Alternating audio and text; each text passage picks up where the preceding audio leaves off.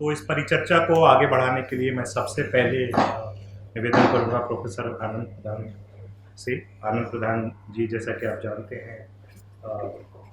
IIMC में professor हैं और समसामयिक मुद्दों पर लगातार लिखते हैं। पुस्तक के लोकार्पण के कार्यक्रम में मौजूद हमारे पैनल के साथी और मित्रों, सबसे पहले तो मैं अपने विद्यार्थी होने के नाते मनदीप पूनिया को बहुत बधाई देना चाहता हूँ कि उन्होंने ये किताब लिखने का, आज ऐसे समय में जब पत्रकारिता का मतलब 150-200 शब्दों की रिपोर्ट हो गई, किस पत्रकार में इतना धैर्य है कि वो इतनी लंबी किताब लिखे। हालांकि पत्रकारिता में बहुत पहले से एक मसल मशहूर है, कहा जाता है कि हर रिपोर्टर के दराज में एक आधा अधूरा उपन्यास रहता है, लेकिन वो ज्यादातर मौकों पर वो उपन्यास बाहर सामने नहीं आता। लेकिन मनदीप ने शायद, कई बार मुझे तो व्यक्तिगत लगता था कि मनदीप में उतना धैर्य नहीं है, पर और मनदीप की जो बेचैनी रहती है वो मैं विद्यार्थी जीवन से देख रहा हूँ। मेरे चैम्बर में आगे बैठ के सवाल पर सवाल करना, जितनी जिज्ञासा, इतने सवाल, कई बार मैं बड़ा मतलब घबरा जाता था। तो जितनी बेचैनी मनदीप में दिखाई पड़ती थी, तो ये एक बड़ी बात है कि इतना धैर्य रख के इतना लंबा और विस्तार से एक एक घटना का, जिस तरह से आंखों देखा ब्यौरा, जिसको आंखों देखा हाल आप कहते हैं, जब रेडियो और टेलीविजन पर आप सुनते हो कि किसी जगह के आंखों देखा हाल, तो ये किताब आप अगर पढ़ेंगे तो वो जो किसान आंदोलन चला और किसान आंदोलन के जो अलग अलग मोर्चे लगे थे, उन मोर्चों की एक तरह से इनसाइडर स्टोरी, जो एक पत्रकार की नजर भी है उसमें, और एक सहानुभूति रखने वाले, उस आंदोलन से गहरी सहानुभूति रखने वाले और उसके साथ गहरा लगाव रखने वाले एक ऐसे पत्रकार की रिपोर्टिंग है, जो उस हर घटना को अपने करीब से भी देख रहा है, उसके अंदर की अच्छाइयों को भी सामने ले आ रहा है, उसकी चुनौतियों को भी सामने ला रहा है, और साथ ही साथ उसके अंदर के जो अंतर विरोध है, कई बार उस पर बड़ी निर्ममता से भी और बड़ी बेबाकी से वो लिखते हैं। मतलब आप अगर इसको पढ़ेंगे तो आपने उस दौरान जो अखबारों में और पत्र पत्रिकाओं में, टेलीविजन चैनलों में रिपोर्टिंग की, उस रिपोर्टिंग का उथलापन आपको साफ दिखाई पड़ने लगे, क्योंकि ये एक ऐसी इनसाइडर स्टोरी है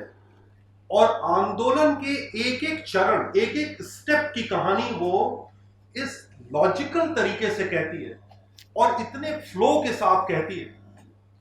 कि आपको मैं ये कह सकता हूं कि ये एक, शायद इस किसान आंदोलन के दस्तावेजीकरण की प्रक्रिया में एक पहला प्रयास है जो मनदीप ने किया है। उस बड़े किसान आंदोलन को, जिसके बहुत सारे रूप होंगे,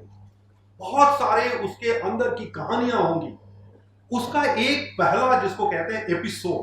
या एक लंबे धारावाहिक का पहला एपिसोड हमारे सामने इस किताब के रूप में आया है। मैं जानता हूं कि मनदीप के पास और भी सैकड़ों कहानियां होंगी जो इस किताब में नहीं आ पाई। हर किताब की एक सीमा होती है, शायद आने वाले सालों में ऐसी कुछ और किताबें आए जो उस आंदोलन के बारे में, उस आंदोलन की खूबियों के बारे में, उसकी ताकत के बारे में, उसकी कमजोरियों के बारे में, उसके अंतर्विरोधों के बारे में, उसके अंदर आंदोलन की, कोई भी इतना लंबा आंदोलन, जन आंदोलन और खास करके तबकाई समुदायों का आंदोलन इतना लंबा चले तो उसके अंदर जाहिर है कि बहुत सारे उतार चढ़ाव आए होंगे, बहुत सारा खींचतान चला होगा, बहुत सारे अंतर्विरोध रहे होंगे, नेतृत्व के अंदर किस तरह की टसल थी, किस तरह से वो बराबर, अब मतलब आप इसको पढ़ेंगे तो आपको लगेगा कि जैसे अगर भारत का इतिहास और खास करके आजादी की लड़ाई का, आंदोलन का इतिहास आप देखें और उस दौर के बड़े नेताओं के बीच के जो मतभेद हैं, उनके बीच के जो खींचतान है, उसके अंदर की जो कहानियां हैं, वो कहानियों की तरह से इस किसान आंदोलन की कहानी आती है। और इस मामले में ये एक बहुत ही बेहतरीन किताब है। मैं आपसे इससे ज़्यादा नहीं कहूँगा इस किताब के बारे में। मैं ये कहूँगा कि आप एक बार पढ़ना शुरू करेंगे और किसान आंदोलन में, और खास करके इस किसान आंदोलन में अगर आपकी दिलचस्पी होगी तो आप इस किताब को ख़त्म किए बिना नहीं रुकेंगे। ये इसकी एक सबसे बड़ी ताकत है। क्या भाषा! जब मनदीप, मुझे याद है जब विद्यार्थी के रूप में हमारे यहाँ आए थे IMC में, और हरियाणा से आए थे, और मैं मतलब आप समझ लीजिए उत्तर भारत का और हिंदी का अध्यापक। अब मैं बड़ा परेशान रहता था कि ये पत्रकारिता कैसे करेंगे, मतलब हरियाणवी में बोलते हैं और हिंदी के अखबारों में इनकी कैसे जगह बनेगी और ये क्या लिखेंगे, और मैं इसके लिए चिंतित रहता था। मैं सोचता था कुछ क्राफ्ट सीखें। लेकिन मैं ये कहना चाहता हूँ एक पत्रकारिता के अध्यापक के नाते कि अगर आपके पास अक्सर ये एक टसल रहती है, एक कॉन्फ्लिक्ट रहता है कि पत्रकारिता में महत्वपूर्ण क्या है। आपका क्राफ्ट ज़्यादा महत्वपूर्ण है, आप कैसे कहानी को कहते हैं वो अंदाज ज़्यादा महत्वपूर्ण है, या उसके अंदर का कंटेंट इंपॉर्टेंट है, आप क्या कह रहे हैं, जो कथ्य है वो ज़्यादा इंपॉर्टेंट है। और मुझे लगता है कि हर कथ्य अपना फॉर्म खुद गढ़ लेता है, अपनी भाषा खुद पा लेता है। अगर आपके कथ्य में ताकत है तो उसको अपनी एक भाषा मिल जाती है, और इस किताब को पढ़ते हुए आपको लगेगा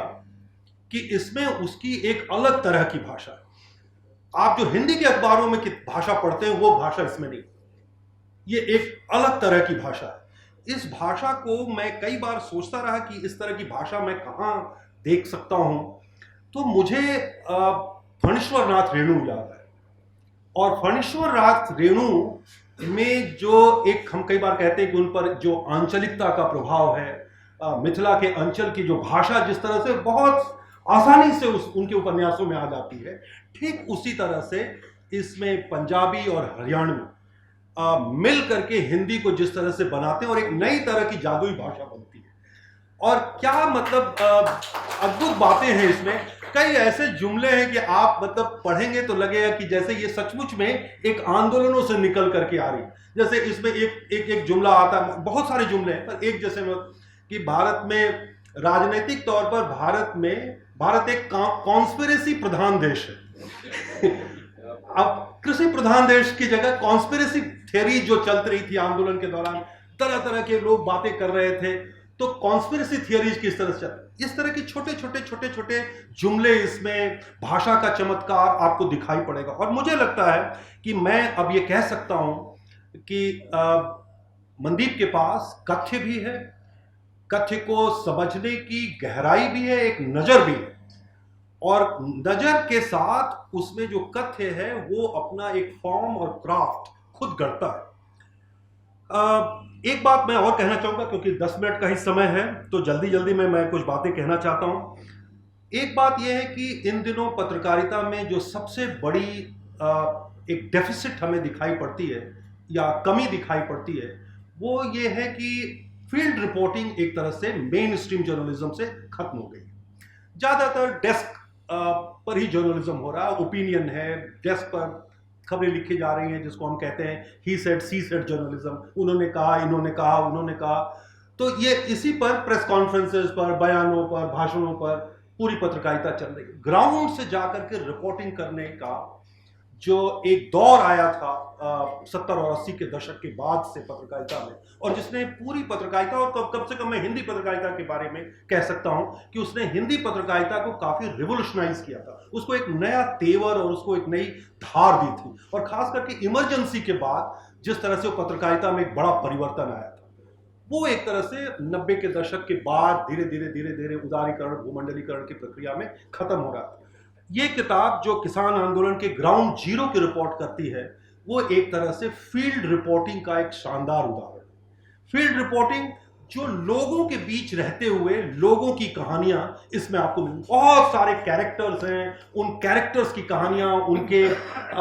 उनके बीच की जो बातें हैं, उनके जो उतार चढ़ाव हैं, जो लोग जगह जगह से आ रहे हैं उस आंदोलन में शामिल हो रहे हैं, उनकी कहानियां हैं। तो एक तरह से फील्ड रिपोर्टिंग, और ये रिपोर्टर एक तरह से कुछ मोर्चों पर नहीं है, गाँव में भी घूम रहा है, लोगों से मिल रहा है, बातें कर रहा है, और उसके जरिए वो कहानियां ले आ रहा है। वो कहानियां गढ़ नहीं रहा, जो कहानियां उसके आसपास हैं उनको ही सामने लाने की वो कोशिश कर रहा है। तो फील्ड रिपोर्टिंग का मैं समझता हूं कि एक बहुत ही नायाब नमूना इस किताब में हमें दिखाई पड़ता है। और एक चीज मुझे ये कहनी है, यहां अक्सर लोग ये सवाल उठाते हैं, इस लिहाज से मैं इस बात को कहना चाहता हूं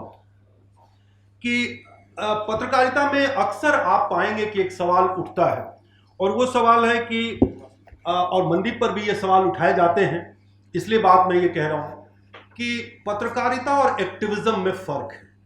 और पत्रकार को एक्टिविस्ट नहीं होना चाहिए, और एक्टिविस्ट को बहुत सारे लोग कहते हैं कि प्रोफेशनल जर्नलिस्ट नहीं है, और इसमें प्रोफेशनलिज्म नहीं है, इसका तो अपना एक साइड है, अपना एक पक्ष है। और मैं समझता हूं कि ये जो बहस है पिछले कुछ 15-20 सालों में प्रोफेशनलिज्म के नाम पर बहुत ज़्यादा बढ़ी है, और एक तरह से दुनिया भर में और भारत में भी पत्रकारों को कहा जाने लगा है कि आप राजनीति से दूरी रखिए, आपको राजनीति में कोई दिलचस्पी नहीं लेनी चाहिए, आपको आंदोलनों से एक हाथ की दूरी रखनी चाहिए। मैं समझता हूं कि मनदीप ने इस कृत्रिम विभाजन को तोड़ने की कोशिश की है, और एक उदाहरण पेश किया। आप देखिए कि आज़ादी की लड़ाई के दौरान जो पत्रकारिता का विकास हुआ वो एक्टिविज्म के जरिए ही हुआ। हिंदी पत्रकारिता, और कम से कम मैं भाषाई पत्रकारिता के बारे में कह सकता हूं, उसके इतिहास को देखते हुए कह सकता हूं कि उसको आज़ादी की लड़ाई के नायकों ने ही गढ़ा, बनाया, उसके साथ ही उनका जुड़ाव था। और हिंदी पत्रकारिता में जो दूसरा बड़ा एक तरह से उभार आता है वो इमरजेंसी के बाद आता है, और इमरजेंसी के बाद जो नौजवान हिंदी पत्रकारिता में आए वो ज्यादातर जयप्रकाश आंदोलन के साथ जुड़े हुए लोग थे। जयप्रकाश आंदोलन में, छात्र युवा आंदोलन में जो लोग थे उसमें बहुत सारे लोग राजनीति में गए, बहुत सारे लोग समाज सेवा के क्षेत्र में गए, और बहुत सारे लोगों ने जर्नलिज्म ज्वाइन किया, और उन लोगों ने एक तरह से जर्नलिज्म को एक नई धार और नया तेवर दिया। तो वो एक एक्टिविज्म था, और उसी दौर में 80 के दशक में देखिए, 90 के शुरुआती दौर में देखिए, तो बहुत सारे देश के अलग अलग हिस्सों से उन नौजवानों ने जो ग्राउंड से रिपोर्ट की, मतलब एक के बाद एक इतने मानवाधिकार उल्लंघन के मामले, किसानों के आंदोलन के मामले, मजदूरों के मामलों के आंदोलन, दलितों के आंदोलन, इन सब पर पहली बार खास करके हिंदी अखबारों और पत्रिकाओं में रिपोर्ट होनी शुरू हुई थी। तो वो एक दौर था। एक तरह से ये कहिए कि एक्टिविस्टों ने, जो कार्यकर्ता थे, जो सामाजिक और राजनीतिक आंदोलनों से निकले हुए लोग थे, उन्होंने इस आंदोलन को और खास करके पत्रकारिता को रिवोल्यूशनाइज किया। और ये बात मैं इसलिए कह रहा हूं यहां पर कि आप देखिए कि दुनिया भर में मैं 3-4 उदाहरण देना चाहूंगा। न्यूयॉर्क में, अमेरिका में, जैकब रीस ने जो एक 19वीं शताब्दी के आखिरी दौर में न्यूयॉर्क में जो स्लम में लोग रहते थे उनके बीच रह करके रिपोर्टिंग की, उनकी तस्वीरें ले आए कि किस तरह से how other half of America lives, और वो जो किताब लिखी और जो रिपोर्टिंग की लगातार अखबारों में, खबरों के जरिए, उसने एक तरह से उस दौर में अमेरिका में स्लम्स में रिफॉर्म का एक मूवमेंट शुरू किया, और रिफॉर्म्स हुए। इसी तरह से आपको मैं यहां कहना चाहता हूं, विल्फ्रेड बर्चेट मुझे याद आ रहे हैं, जिन्होंने पहली बार हिरोशिमा पर बमबारी को रिपोर्ट किया। एक पश्चिमी पत्रकार ने जाकर के रिपोर्ट लिखी, और डेली एक्सप्रेस में जब वो एटॉमिक प्लेग के नाम से छपी, जिस एटम बम को गिराए जाने को लेकर के, मतलब इस तरह की रिपोर्टिंग हो रही थी, अमेरिका छुपाने की कोशिश कर रहा, उसको पहली बार उसका भंडाफोड़ किया। तो ये एक तरह से, और नेली ब्लाई मुझे याद आ रही है, नेली ब्लाई ने जिस तरह से एक अंडरकवर रिपोर्टर के रूप में जाकर के जो अमेरिका के खास करके मानसिक आरोग्यशालाओं में महिलाओं की स्थिति थी, खुद एक रोगी बन के वहां गई, और वहां से जाकर के उसने जो रिपोर्ट किया, उसने अमेरिका के उन मानसिक आरोग्यशालाओं की स्थिति को बदल दिया। तो मैं समझता हूं कि इस तरह की रिपोर्टिंग में, अब जैसे रेणु को ही आप लीजिए, रेणु ने नेपाल की जो आंदोलन था, लोकतांत्रिक आंदोलन, उसमें हिस्सेदारी की, और दिनमान पत्रिका में अगे ने उनकी सीरीज छापी नेपाली क्रांति कथा के नाम से, जो बाद में राजकमल ने किताब के रूप में छापी। इसी तरह से अगे ने उनसे बिहार के बाढ़ और सूखे पर रिपोर्ट लिखवाई, वो ऋणजल धनजल के नाम से राजकमल नहीं छापी है और वो दिनमान में छपी। मैं ये कहना चाहता हूं यहां पर कि एक तरह से किसी भी आंदोलन, किसी भी सवाल, किसी भी मुद्दे, और दूर क्यों जाएं, हाल के वर्षों में पी साईनाथ ने जिस तरह से भारत के किसानों के सवाल को एक एक्टिविस्ट की तरह से परसू किया, लगातार उस पर लिखा, रिपोर्ट किया और सरकार को, सत्ता को बाध्य किया कि उसको रिस्पॉन्ड करना पड़े, उस सवाल को, उस मुद्दे को रिस्पॉन्ड करना पड़े। मैं समझता हूं कि आज जो पत्रकारिता में एक जड़ता दिखाई पड़ रही है, एक तरह का जिसके अंदर कोई लगता ही नहीं कि इतना सारा जर्नलिज्म हो रहा है, लेकिन उसमें लगता नहीं कि कोई धार या तेवर या कोई उसकी पहचान है, उसकी जमीन पर कोई धमक है। उसकी एक बड़ी वजह मैं समझता हूं कि पत्रकारिता की आंदोलनों से जो दूरी बढ़ी है, प्रोफेशनलिज्म के नाम पर जो उन्होंने एक उससे दूरी बनाई है, उसके कारण पत्रकारिता में वो धार भी नहीं है, पत्रकारों के बीच भी वो समझदारी और नजर नहीं है। अगर आप इन आंदोलनों से, राजनीति से नहीं जुड़े, मैं कई बार अपने विद्यार्थियों को भी कहता हूं कि अगर आपने राजनीति को नहीं समझा, करीब से जाकर के नहीं देखा, आप राजनीतिक आंदोलनों के बारे में नहीं जानते, आप अच्छे पत्रकार नहीं बन सकते। आपको पत्रकार बनने के लिए, एक अच्छा पत्रकार बनने के लिए राजनीति की एक गहरी और बेहतर समझ होनी चाहिए, आंदोलनों के बारे में आपकी जानकारी गहरी होनी चाहिए। मैं समझता हूं कि इतनी ही कुछ बातें मुझे कहनी थी। मुझे मनदीप से बहुत अपेक्षाएं हैं, ये इनकी शुरुआती किताब है, आने वाले समय में मुझे उम्मीद है कि इस तरह की और भी किताबें इनकी आएंगी। इनकी रिपोर्टों को हम सब लोग पढ़ते रहते हैं,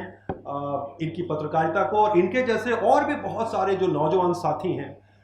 जो इन दिनों पत्रकारिता में खास नए तरह के प्रयोग कर रहे हैं, उसकी नई भाषा गढ़ रहे हैं, उसका नया तेवर गढ़ रहे हैं, उन सब लोगों से मुझे लगता है कि मनदीप उनको रिप्रेजेंट करते हैं, और मनदीप और इनके साथियों की ये जो जमात है आने वाले समय में और मजबूत हो और हिंदी पत्रकारिता को खास करके और भाषाई पत्रकारिता को एक नई धार और तेवर दे, यही अपेक्षा मेरी है। बहुत बहुत बधाई। शुक्रिया आनंद जी, किताब के बारे में और जो पत्रकारिता की जो अभी परंपरा चल रही है उसके बारे में विस्तार से बात करने के लिए। आनंद जी अपनी बातचीत में बार बार एक शब्द